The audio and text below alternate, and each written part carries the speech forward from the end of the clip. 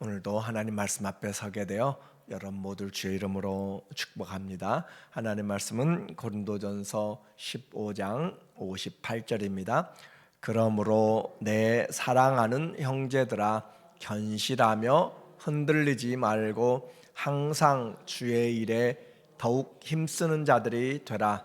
이는 너희 수고가 주 안에서 헛되지 않은 줄 알미라. 아멘. 오늘은 부활신앙이란 주제로 말씀을 같이 나누도록 하겠습니다. 기독교의 부활은 기독교 복음의 핵심입니다. 그래서 이 부활이 없으면 우리의 삶의 믿음이 헛되다라고 그렇게 이야기하고 있어요. 그래서 부활이 없으면 예수님도 부활하지 못했고, 부활이 없으면 우리의 죄도 사해지지 않았고, 부활이 없으면 우리의 믿음도 헛되고 우리가 가장 불쌍한 자, 왜냐하면 아무것도 없는 것을 향하여서 모든 힘을 모아서 인생을 소진하기 때문에 가장 불쌍한 자라라고 그렇게 부활이 없다면 우리의 신앙이 모두 헛되다는 것을 그렇게 이야기합니다. 그 말은 곧 우리에게 부활이 있기 때문에 우리는 헛되지 않고, 부활이 있기 때문에 전심전력하고, 부활이 있기 때문에 예수님이 바로 부활의 첫 열매가 되었고 우리도 곧 따르는 자들이 된다라고 하는 성경대로 부활하사 그 부활의 증인들을 통하여서 우리에게 말해주고 있어요. 그래서 왜 우리에게 이와 같은 부활 주셨는데 부활 신앙 어떻게 살아가고 살 것인가, 그것이 중요한 거예요. 믿는 것도 중요하지만 믿음을 가지고 살아가는 것 얼마나 중요한지, 행하지 않는 믿음은 우리에게 죽은 믿음이 되기 때문에, 그래서 부활을 믿지만 그 부활을 믿고 그 부활 신앙을 가지고 사는 사람들은 많지 않고, 또 그렇게 전력을 쏟지 않으면 헛되다라고 하는 거죠. 부활 신앙 뿌린 대로 거두게 됩니다. 그 부활의 신앙에 대하여서 오늘 우리는 그 15장의 하반부를 같이 보겠어요. 죽으면 끝이다 라고 생각하는 사람들이 많이 있고, 또 죽으면 다시 윤회되는 것처럼 생명이 여러 모습으로 그렇게 돌고 도는 그런 것으로 우리에게 세상에 그런 여러 가르침이나 이야기들이 있어요. 그러나 성경은 그 모든 것들에 대하여서 부인을 하게 되는 거죠. 그래서 한번 죽는 것은 정한 것이고 그 후에는 심판이 따른다라고 이야기함으로써 우리에게 한 번 주어진 인생을 살아가도록 그렇게 말씀하고 있어요. 그러면 우리 성경은 또 이야기합니다. 그렇게 부활이 없다라고 하는 사람들을 향하여서 어떻게 죽은 자가 다시 살아나는가라고 하는 그 비유에 대하여서 시의 비유를 통하여 우리에게 말씀해 주고 있어요. 35절에 보니까 누가 묻기를 죽은 자들이 어떻게 다시 살아나며 어떠한 몸으로 오느냐 하리니, 어리석은 자여, 내가 뿌리는 씨가 죽지 않으면 살아나지 못하겠고, 내가 뿌리는 것은 장래 형체를 뿌리는 것이 아니요 다만 밀이나 다른 것의 알갱이 뿐이로되. 이 말은 우리에게 씨와 그 나무의 또 식물의 형체를 통하여서 비유를 하고 있어요. 우리가 수박을 심을 때, 수박을 얻기 위해서 심을 때 수박의 모양을 가지고 씨가 생긴 것이 아니에요. 씨 안에 그 모든 형체들이 다 들어가 있다는 거죠. 깨는 깨의 형체가 있고 무는 무의 형체가 그 씨 안에서 있는 것이지 그 형체로 씨가 생긴 것이 아니다. 그래서 그 생명도, 부활도 마찬가지예요. 부활의 모습도 우리에게 그 부활 안에, 그 부활의 씨 안에, 그 생명 안에 우리의 부활의 모습이 담겨져 있다라고 그렇게 말씀하면서 우리에게 이와 같은 하나님이 각 종류대로 모든 만물을 창조하신 것처럼 부활의 때도 하늘에 속한 형체가 있고 땅에 속한 형체로 그렇게 나누게 되는데, 우리가 심는 씨에 따라서 나눠진다 이 말이에요. 심는 씨에 따라서 나누어진다. 42절에 말씀하고 있어요. 죽은 자의 부활도 그와 같으니, 썩을 것으로 심고 썩지 아니할 것으로 다시 살아나며, 그래요. 우리는 씨들을 볼 때 이것이 무슨 모양일까? 씨만 넣고 보면 아무도 몰라요. 그런데 그 씨가 자라나면서 나타나는 것처럼 우리는 그 바로 주님 앞에서 썩어질 것으로, 썩지 아니할 것을 지금 거두는 것이고, 욕된 것으로 심고 영광스러운 것으로 다시 살아나면, 이 땅에서는 많이 사람들이 예수님 때문에 욕을 먹고 또 수치를 당하고 그렇지만, 그러나 그것이 그리스도 안에서는 영광스럽다라고 하는 거죠. 약한 것으로 심고 강한 것으로 다시 살아나며, 육의 몸으로 심고 신령한 몸으로 다시 살아나나니, 육의 몸이 있은즉 또 영의 몸도 있느니라. 우리가 심는 것 잘 보이지 않고 그럴지라도 그것은 반드시 열매를 맺게 된다라고 말씀하는 거죠. 그래서 부활의 영광이 각각 다르다라고 하는 것을 우리에게 각 씨의 종류를 통하여서, 형체들을 통하여서 말합니다. 왜 그러면 우리에게 부활이 필요한가라고 하는 거죠. 왜 부활이 필요한가? 이 육의 모습은, 육의 형체는 영원한 하나님 나라의 그 영광을 감당하지 못하고 또 얻을 수가 없기 때문에 그래요. 그래서 땅에 속한 것은 땅에 속한 그 기업을 얻게 되고, 영에 속한 것은 영의 기업에 속한 것을 얻을 수 있는 것이기 때문에, 우리에게 영원한 그 하나님 나라의 기업을 얻기 위해서는 육의 형체가 아니라 영의 형체를 통하여서 그 기업을 누리고 살아갈 수가 있다라고 하는 거죠. 그러면 언제 우리가 부활하는가? 51절에 말하고 있어요.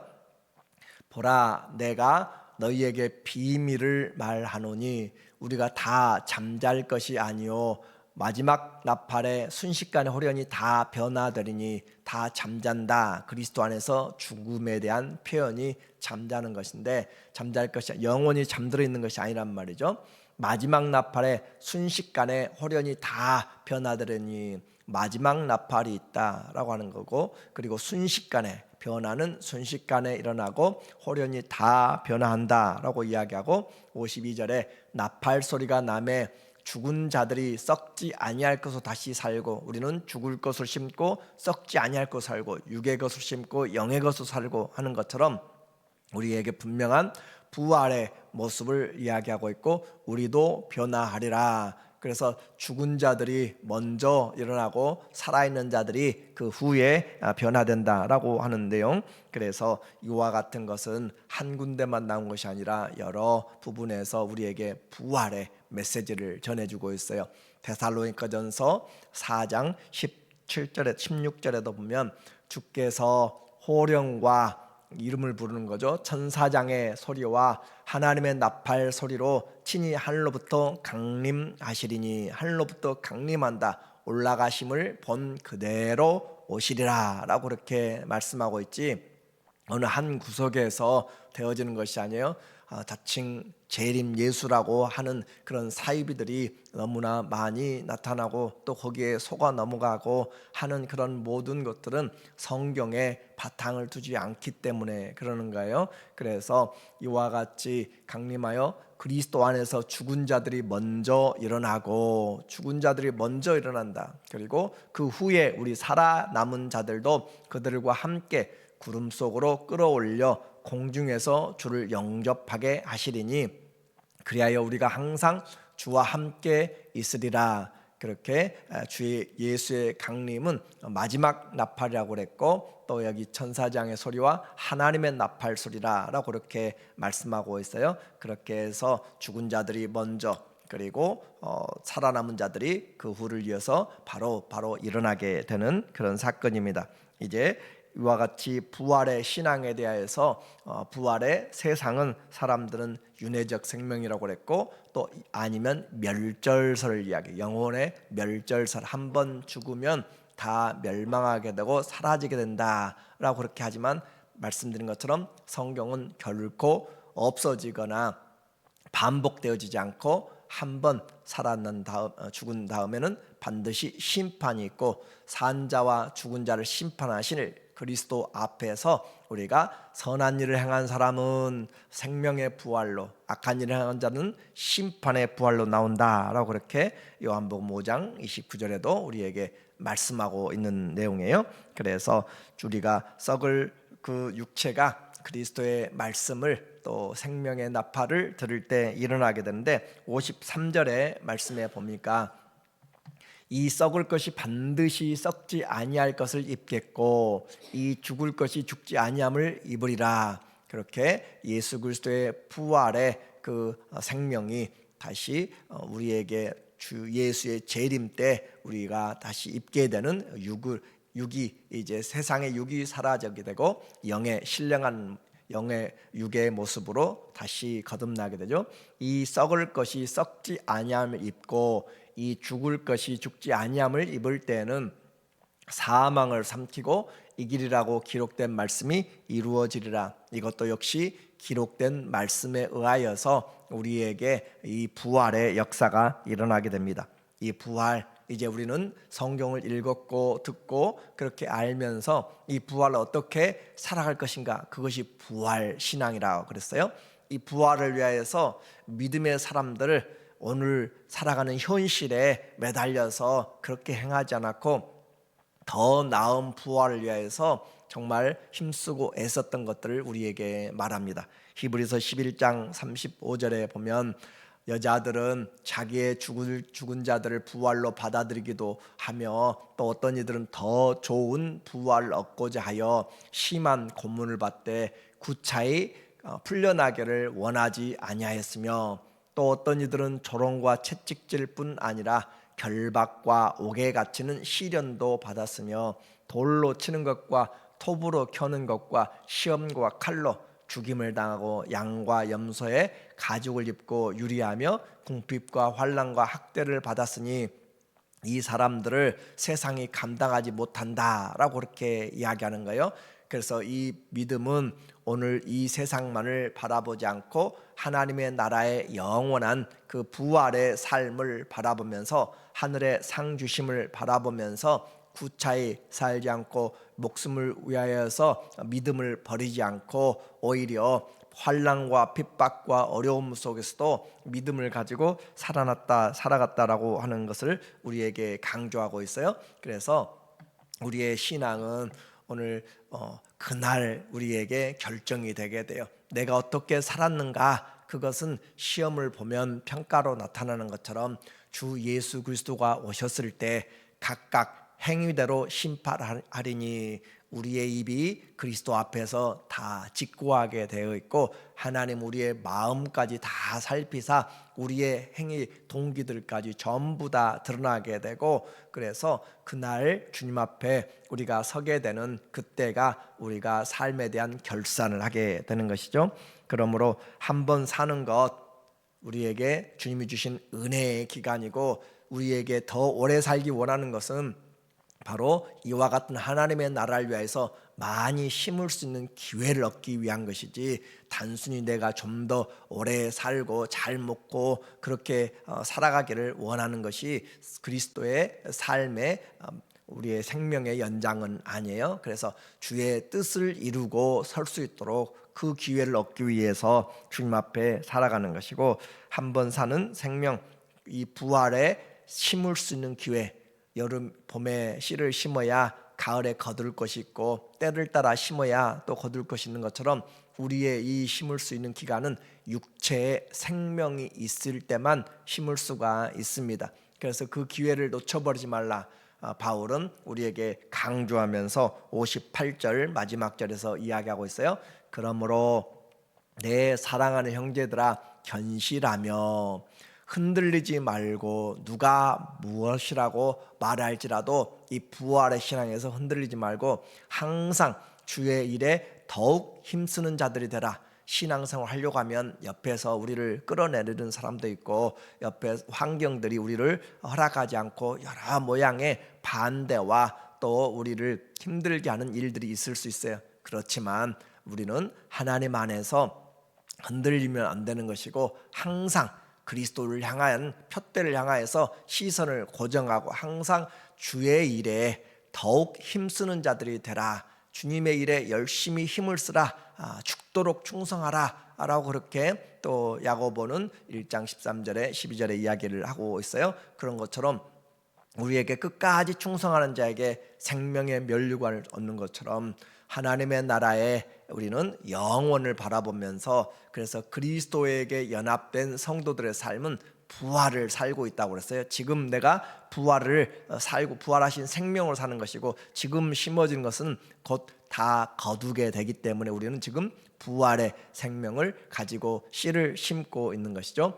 이는 너희 수고가 주 안에서 헛되지 않은 줄 알미라.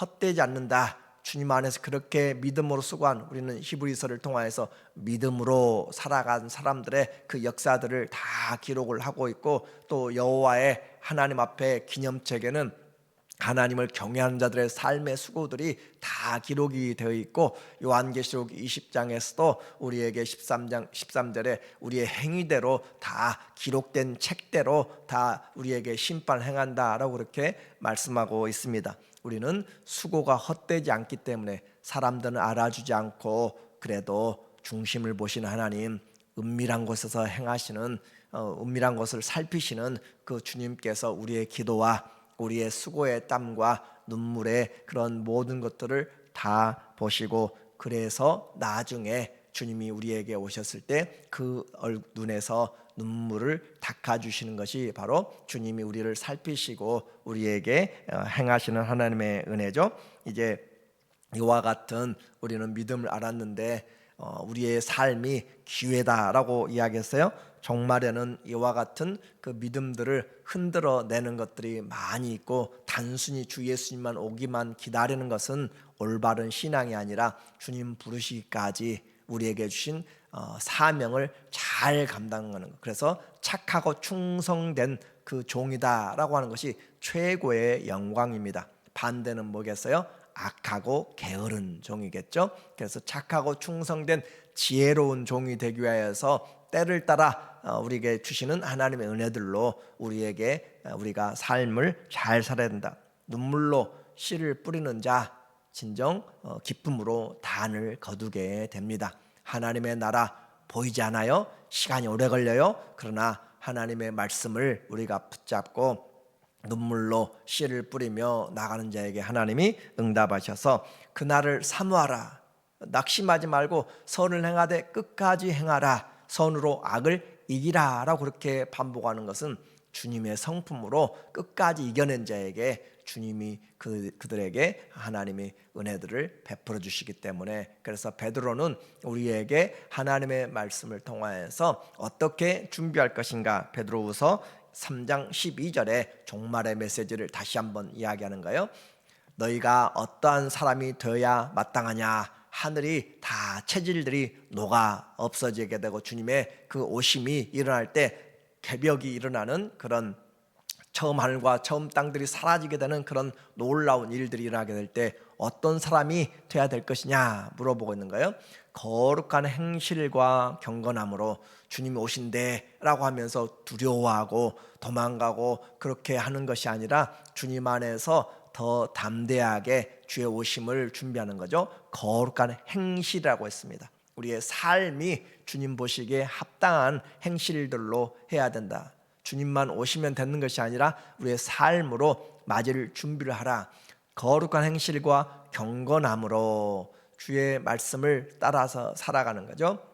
하나님의 날이 임하기를 바라보고 간절히 사모하라. 우리에게 종말은 두려운 날이 아니라 사모하는 날이 되는 것이고, 주님의 오심은 신랑을 기다리는 신부의 그 결혼을 말하는 것이에요. 그날에 하늘이 불에 타서 풀어지고 물질이 뜨거운 불에 녹아지려니와 우리는 그의 약속대로 의가 있는 곳인 새 하늘과 새 땅을 바라보는도다. 그러므로 사랑하는 자들아, 너희가 이것을 바라보나니 주 앞에서 점도 없고 흠도 없이 평강 가운데 나타나기를 힘쓰라. 우리에게 메시지는 분명합니다. 주님이 오시기 때문에 그날의 두려움과 공포 때문에 주님을 만나는 것이 아니라 주님이 우리를 향하여서 오시를 그 사랑을 우리가 알고 또 주님 앞에 우리가 수고한 것들에 대한 그 모든 것들을 주님이 다 아시기 때문에 그 사랑으로 기대하면서 만나기를 원하는 것을 말하고 있어요. 그리고 의로운 재판장이 우리에게 의로운 재판을 하십니다. 그것이 중요한 거예요. 우리에게 우리의 모든 관계 사람들에게 오해를 받기도 하고 그렇지만 주님은 의로운 재판장이시고 우리에게 의로운 재판을 하신다. 그리고 하나님이 의의 면류관을 기다리는 자들에게 사모하는 자들에게 주의 재림을 바라보고 있는 자들에게 의의 면류관을 주신다라고 했습니다. 심판을 이겨내는 것이 있어요. 긍휼히 살라라고 이야기합니다. 긍휼을 베푸는 사람은 긍휼의 심판을 받으리니 그래요. 긍휼이 없으면 우리도 하나님 앞에 긍휼 없는 심판을 얻지 못합니다. 심판을 이기는 것 성경에는 두 가지를 이야기했어요. 하나는 사랑하는 것이고 하나는 긍휼히 여기는 것. 그러니까 우리도 심판받을 자처럼 그렇게 생각하면서 긍휼히 여기면 주님이 우리를 긍휼히 여겨주시고 사랑을 하면 사랑은 심판을 이기고 담대한다라고 이야기해요. 사랑하면 두려움이 없습니다. 그래서 우리가 준비해야 될 것 그리스도를 사랑하는 그 마음에서 또 지체들을 긍휼히 여기는 마음에서 주님 앞에 살면 긍휼히 여기는 그것으로 긍휼히 여김을 받고 사랑하는 자에게 사랑으로 두려움을 내어 쫓으며 하나님 앞에 서게 됩니다. 종말의 신앙의 열쇠 우리에게 깨어서 기도하고 열심히 뜨겁게 사랑하고 그래야 해서 선한 또 지혜로운 충성된 종이 되면 주님 앞에서 그날 가장 영광스러운 쇠하지 않는 썩지 않는 더럽지 않는 산 소망의 기업으로 하늘에 간직하신 것으로 창세전에 예비한 것으로 우리에게 주신다라고 이야기했습니다. 오늘 우리에게 부활신앙 지식으로만이 아니라 기회가 바로 지금이고 그 기회 때 하나님을 사랑하고 지체들을 긍휼히 여기면서 착하고 충성된 지혜로운 하나님의 자녀들 되시기를 예수님의 이름으로 축원합니다. 아멘. 하나님 아버지 오늘 살아있음이 그날을 준비할 수 있는 또 하루의 시간입니다. 하나님 아버지 올해 주님 앞에 정말 성령으로 행하여 살아갈 수 있도록 우리 몸으로 주님 앞에 신앙을 증거할 수 있도록 주님 때마다 일마다 도와주시고 은혜를 베풀어 주시옵소서. 이 일을 하기 위하여서 지혜를 주시고 건강을 주시고 능력을 주시고 하나님 모든 형편들 기도의 응답들 가정을 하나님 편안하게 지켜 주시옵소서. 예수님의 이름으로 기도합니다. 아멘.